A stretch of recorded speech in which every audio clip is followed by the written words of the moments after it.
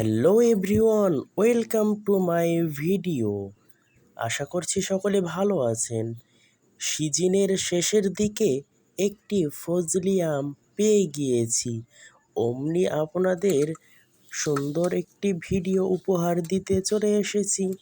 সুন্দর মতো মরিচটাকে কচলে নিলাম, এরপরে আমটিকে ভালোভাবে পরিষ্কার করে সুন্দর মতো কাটাই বাছাই করতে লাগলাম। এরপরে কিছুক্ষণ এভাবেই কেটে গেল কিছু সময়। তারপরে সুন্দরভাবে আমটিকে কুপিয়ে কুপিয়ে কাটার পরে লবণগুলো মেখে নিচ্ছিলাম। ইস, মনে হচ্ছিল জিভে পানি চলে আসবে।